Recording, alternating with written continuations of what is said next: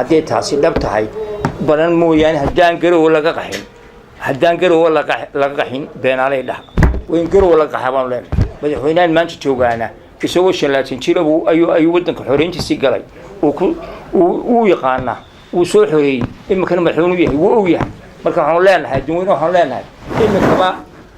Puntland iyo bilaayadaas ayaa dagaalka bilaabisay hal ogaada waan leenahay xildhibaan nacnac oo ka tirsan golaha wakiilada Somaliland isla markaana ah gudida dhaqaalaha ee golahaasi wakiilada oo maanta warbaahinta kula hadlay xafiiskiisa ayaa si adag uga jawaab bixiyay wararka sheegaya in deegaanka badan ay ka dhisayso maamul goboleedka Puntland xarun baarlamaan oo yeelan doonto isagoona amurtaasi ka hadlay waxa uu yiri badan waxa laga sameeyaa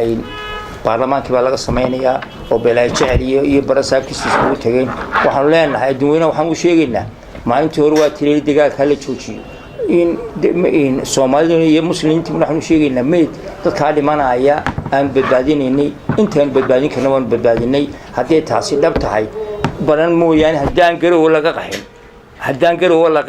qaxin beenaalay dhaha وين قروا لك حبان مدحوينان مانش جوغانا isagoo 30 jir ayuu wadanka xoreyntiisa galay uu yaqaana uu soo xoreeyay imkana madaxweynuhu yahay uu yahay marka waxaan leenahay dadweynaha waxaan leenahay imkaba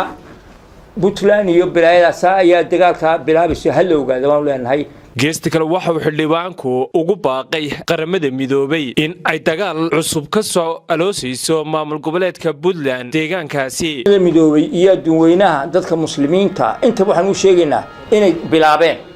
annagu waanu yeelay maalintii uu yimid barasaabka galmudug maalintii yimid xagga waanu ka aamusnay maantana dhismay waxbay ka wadaan adduunyada waxaan tusaynaa oo aan u sheegaynaa imika bayna ku bilaabeen iyaka halala hadlo halayro daandaansiga joojiya